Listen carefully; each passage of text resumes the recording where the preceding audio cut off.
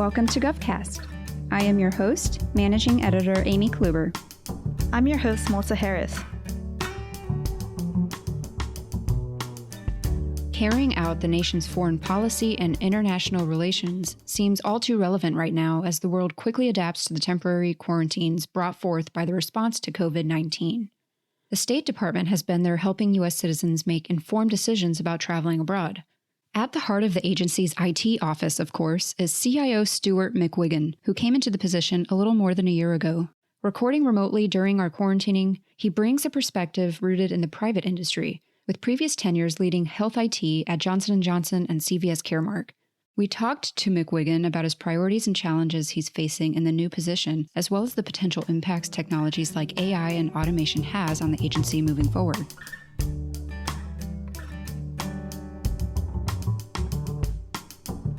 The impact of these technologies is an area that companies like our partners Dell Technologies and Carahsoft are focusing on. Hello, my name is Matsum Imdadi. I'm the Regional Sales Director at Dell Technologies. Here at Dell and Carahsoft, we are seeing leaders in the federal government raising concerns around legacy infrastructure, collaboration tools, and remote work capabilities. And Dell is listening and acting. As a trusted partner to State Department, Dell worked with CIO Stuart McGuigan and his leadership team to implement mission-empowering technologies focused on enhancing telework remote desktop systems. This project included an implementation of a modernized software-defined, cloud-ready infrastructure called VxRail. As a result of this VxRail technology, State increased their performance and reliability for the remote access system called Go Virtual. Their employees now have enhanced telework, collaboration, and communication capabilities. We're excited to hear from McGuigan during this unique time of mass telework to get a glimpse of how the agency systems are handling the shift and what to look out for in the future.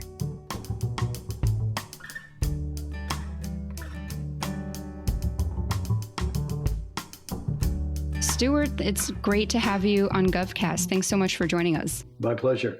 So you just passed your one-year milestone as CIO at the State Department. What was the first year like for you? It was fascinating. It was fascinating before we got to these interesting times with the coronavirus. I have worked for large international organizations in the past, but none with such a diversity of missions and in so many countries. So it's really been fascinating. And I've been extremely impressed with my colleagues, both foreign service and civil service, their dedication to the various missions, and our ethos as a department really has been impressive. What were some of the key policies or efforts that you have overseen in the past year so far? So when I arrived, I think we had a lot of the pieces in place. And what we needed to do is bring them together into a more coherent overall technology strategy and plan, and then to accelerate everything that we needed to do for the department. Where we really focused on was key enabling technology with a focus on the field first, which is to look at each post and look at their unique constellation of missions, identify the applications and data that they need to be most successful, then look at the level of infrastructure they need based on the number of users and based on the technology they require in order to establish a baseline and evaluate where they are against that baseline and work to bring them together. The second area really was getting everyone into cloud. Really understanding what it would take to get people onto email and collaboration capabilities in the cloud, the ability to manage documents, and the ability to securely manage remote access to critical applications. Doing all this work in calendar 2019 meant that we were relatively well prepared for this massive teleworking exercise. If we had had this COVID virus event a year ago, I think we would have struggled a bit more. But as it is, I think we found ourselves in relatively decent position to support the entire department being teleworking. Piggybacking off of hearing more about your first year, do you think that there are any challenges that came with your position? So I think this is a challenge that comes with the position, but also comes with moving from private to the public sector. And the first challenge always is just learning all the acronyms. What do all these letters and words mean? And that takes a little bit of time in the beginning. But after that is really understanding how the government plans, budgets, and manages very differently from the private sector. For example, understanding the concept of the color of money. In commercial enterprises, money is relatively fungible. If you save money on operations by investing in technology, you can make those trade-offs. Here, it's difficult to tie those two things together. Not impossible, but difficult. And so when we go after an IT budget, there's quite a few extra steps involved in order to help people understand that the IT group isn't spending money on technology so that we can advance technology for technology's sake. We're really focusing on very specific mission enablement technologies, and the payoff is in the business. The payoff is mostly not in the technology organization. That's where the costs are. So how would you describe pivoting to public service? You came from the private before. Not only have you joined public service now, but it's at such an impactful agency like the State Department. So that must have come with some kind of transition period. Yeah, I think there was, but between the moment that I got a conditional offer and then getting my security clearance, I had an opportunity to really exhaustively understand all the publicly available information about Foreign Service, the history of the department, the technology strategy to a degree, and the challenges we were facing. And I would say the team did just an exceptional job in briefing me in the weeks and months before I started, so that when I arrived March 25th a year ago, I knew more about what we needed to do than I typically do coming into a new organization. So that was great. And, there are differences, but there are a lot of similarities. I was at Johnson & Johnson before, a large decentralized multinational corporation. And in fact, leaders of the department had met with the CEO of Johnson & Johnson and the head of HR before I was even considered for this job, to find out how J&J managed implementing a coherent strategy in a decentralized and multinational organization. And in fact, our Department of State ethos was at least in part influenced by Johnson & Johnson's credo. And so there were actually a fair number of similarities between the two organizations. And how would you say that your previous health IT positions have played into your work at the State Department? Healthcare has been a focus for me, that's for sure. But I started out my career doing AI research funded by aerospace and defense agencies, ONR, DARPA, et cetera. And I've moved into a variety of business and operational roles. And so I've been in manufacturing, I've been in retail, I've been in property and casualty insurance, and I've been in managed care. And there was enough, I think, diversity of cultures and approaches and roles of technology that there wasn't too much that was radically new coming into the federal government from a technology perspective. At the end of the day, the key to technology success is understanding at a fairly granular level what your organization is trying to do that it can't do today. What does it need to be able to do better? What does it need to be capable of doing and serving its mission and its customers? And then once you understand that, you can really apply technology with a laser-like focus on getting those results. That's the same problem every organization has. And so I found a lot of more similarities than differences, I would say. So you've mentioned before, or you've demonstrated before, that the importance of technology in the commercial sector is thinking of it along with your business needs. Why is that important now at the State Department?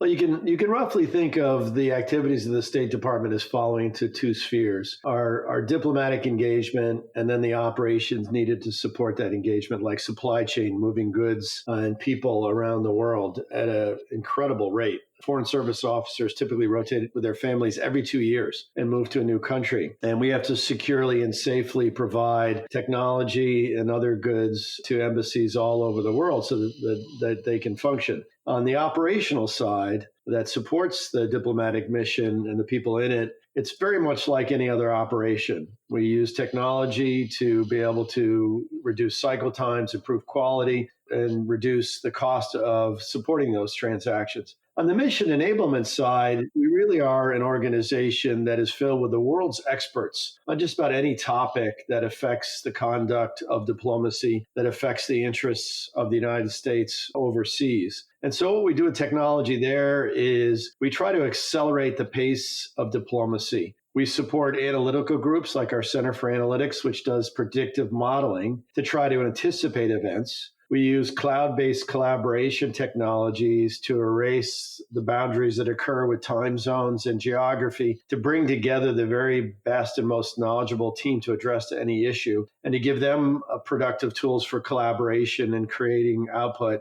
And then using everything from social media to internal communication channels, we use technology to disseminate those opinions, those decisions to accelerate action out in the world. And so technology is really at the core of accelerating what we do, changing the pace of diplomacy, but the actual active diplomacy still requires the tremendous expertise of our leadership and our staff. Excellent. And the State Department is unique in its reach across the world with diplomats and personnel located across a variety of countries. So how does the State Department maintain its network and IT infrastructure, as well as proper security protocol in such a geographically dispersed environment? So that's long been the challenge for any multinational organization, and there are other multinational agencies as well. And it's a constant effort on our part. We can never feel too confident. I think a healthy paranoia is the right attitude towards cybersecurity. But we maintain a proprietary set of networks, and we employ the tools that you would expect a multinational agency to employ. Without getting into specifics for obvious reasons, it's something that is first and foremost in our minds. And I think in the last year, we've made tremendous progress in making sure that we exercise good cyber hygiene all across the board, from what employees do, through the technology that we deploy, to monitoring. As I said, this is not an area where you want to be overly confident, but we pay a lot of attention to every aspect of cybersecurity in supporting the department. So, Stuart, specific to the current coronavirus response efforts, what is your department thinking about as it considers the way it's grappling with the security challenges that are imminent in some of the virus response? So in some ways, because by enabling telework and the work we did in 2019 to get people on the cloud, to centralize support, to centralize identity management and enforce our cybersecurity processes, we're actually in a pretty good position from the perspective of both providing services and doing so securely, because people are teleworking using a very recent infrastructure and systems. We have latest versions of operating systems, and I think we're in a pretty good posture from that perspective. So I think we have been successful in moving people to telework, both from an enablement perspective and also cybersecurity. Of course, we have dramatically enhanced our monitoring and other activities that keep us vigilant to make sure that in this time where, adversaries may be looking to take advantage, that we are, if anything, better positioned than we've been in the past to be able to address it. But again, vigilance is key here. What is the importance of a public-private partnership in tackling some of government's challenges? I mean, I'm an example in a small way of the interest in the federal government in bringing in a new point of view and different set of experiences. And I think, although I'm obviously biased, I think that's something that we intend to do across the federal government and something we could do a lot more readily and perhaps remove some of the barriers to doing that. I would love to see in the future that somebody, let's just say who's a cybersecurity practitioner at a large multinational company could come into the federal government and work in a meaningful job for 3, 4, 5 years, learning a lot, because there is a lot to learn here about protecting your data and your systems, but also bring a different perspective on how work might get done, and then bring back that expertise as a key value added for whatever company they work for. And so if we can make those rotations long enough to be meaningful, but a little bit easier to do, I think we can facilitate a lot of that kind of partnership. It's my perspective after a year here that there are more similarities than differences in large, complex organization when it comes to deploying technology effectively and protecting data and systems. And so I would like to see a lot more in the way of rotations in and out of government service to benefit both parties. Great. And Stuart, I saw that you have a bit of an unexpected IT educational background. It's one, I believe, in psychology and philosophy. So how did you get from those areas of study to working in IT? And now that we often hear that there's a pipeline problem between educational and professional careers in IT, do you think there's a way of getting people from those diverse backgrounds of study like yours to help fill the IT workforce shortage? Yeah, no, it's a question I get a lot. And some of it's because underneath those degrees, you can't see the technology theme. So when I was interested in psychology, it was cognitive psychology, and it was trying to see in a rigorous way how people processed information, how they perceived the world, how they learned, how they remembered things. And we used computers as a model for how we understood human behavior. And then when I went to graduate school, I was part of a cognitive science program, which at the time was interdisciplinary, but the center of it was artificial intelligence. And so I had been working with computers since there were punch cards, doing statistical modeling, doing AI programming, expert systems, et cetera. So I can't think of a time since high school where computing hasn't been a key part of enabling whatever work that I'm doing. But I would say in graduate school, thinking through how do you tackle enormous open-ended problems like natural language processing, which at the time, was we were far from commercializing. How do you tackle those engineering problems in a way where you make progress, but you're never going to have the end solution anytime soon? And I think that mindset helps well when you're coming into an organization, a company, or an agency, and you're trying to see what are different ways of looking at opportunities and problems than just the sort of back-end processing where we all come from, and applying that AI-based problem-solving mindset to thinking holistically about people, process, and technology, and certainly not just about the technology, but to advance the purpose of the organization. So I think that background, both the psychology, how do people think, how do they operate, how do they interact with technology, and what I learned in AI in the 80s and 90s really positioned me well, both for the application of technology and technology itself. I was doing machine learning models in the mid 80s. Now they were very basic. We didn't have a lot of horsepower, but we were trying to figure out how systems could exhibit intelligence and use data to be able to change themselves to improve their performance. Very basic in those days, but today there are much better techniques. There's much more data. There's a lot more computing horsepower, but the basic mathematics underneath it is very similar. And that's what my background's in. So you talk a lot about AI and machine learning and, of course, the big data strategies around those. How do you see those technologies impacting the agency most, maybe in the coming couple years? Again, I think I see them in two areas. One is a better understanding the flow of work within the agency. We're looking at things like how do we onboard new employees? What is the process for getting them reviewed and getting them a security clearance? And we're applying lean and process automation, RPA technology to those problems to see if we can accelerate the pace of the work that we do that supports the diplomatic mission. And then in terms of AI and machine learning, the ability to build sophisticated predictive models that help us anticipate events in the world could give us a tremendous advantage in the field of diplomacy. So rather than reacting to a change in government once it's happened, if we can begin to use publicly available data and other data sources to model the likelihood that there's going to be an event in a country,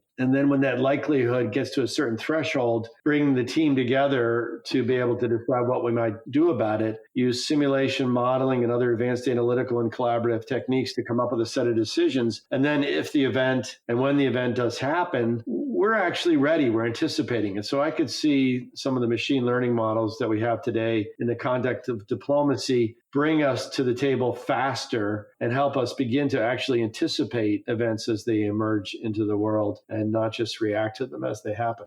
So building off of that, given that you see a role that AI and data can play in predictive modeling and foreign policy, are there any other technologies that you see leading the nation in foreign policy? I think there's a huge untapped potential in virtual reality and augmented reality. So in virtual reality, the ability to visualize complex relationships and data, we've been working on that for decades, but now I think the technology's caught up with us, and the ability to plot things in 3 dimensions and manipulate them, I think that's emerging. So on the analytical side, I could see virtual reality. Augmented reality means we can amplify the expertise throughout the field. So in our 200 plus posts, if there's an issue with the technology, for example, with the phone system, the ability to put on augmented reality glasses, pull in the world's expert on that legacy technology and have them walk the technician through diagnosis and repair. That could mean that we don't have to deploy every bit of expertise so much to the periphery. We can leverage some of our centralized expertise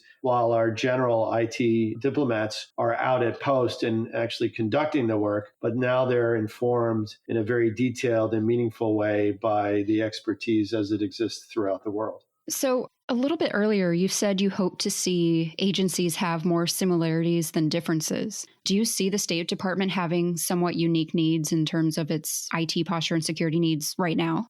I think there's unique needs in every agency. And I think one of the differences for us is the sensitivity of the information. I think, given the matters we get involved with, we need to be extra vigilant in making sure that there is confidentiality for the benefit of our leaders, but also for the benefit of the foreign governments and other interlocutors that we deal with. But one of the things we don't have is the scale of domestic operations that many of my colleagues do at other agencies. And particularly right now, when I think of the demands on some of the agencies that serve U.S. citizens with a volume of activity combined with telework, they're doing heroic things to make sure that their colleagues are enabled with technology. But that's some of the challenges that they have that we don't have. And quite frankly, I'm happy not to have them at the moment. If you were to look back on your time in the next year, what would you say would be your mission accomplished?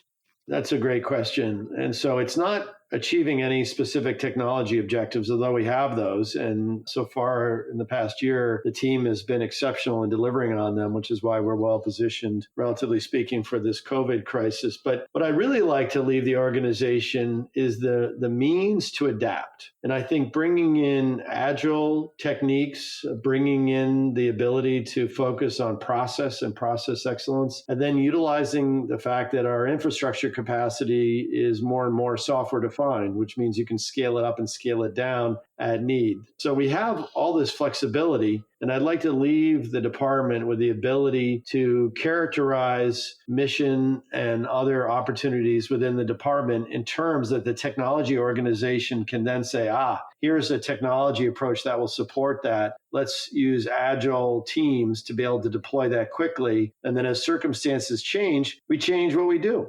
And so if there's one thing I'd love to leave the organization with is more confidence in the ability to pivot when needed to recognize new opportunities and deal with new challenges. Well, I think that's a pretty good mission to have. Thanks so much, Stuart. Yeah, you're welcome. It's my pleasure.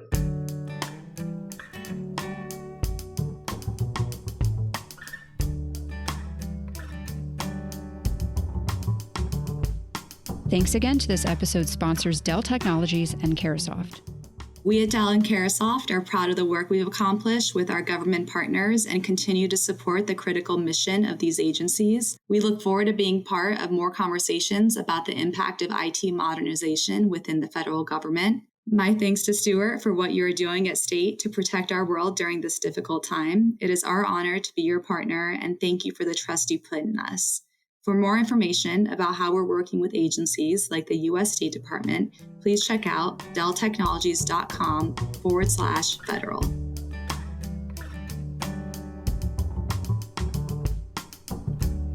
GovCast is a production of Government CIO Media and Research. For more podcasts, head to governmentcio.com/podcasts. If you liked what you hear, let us know by leaving us a review in iTunes or wherever you listen to podcasts.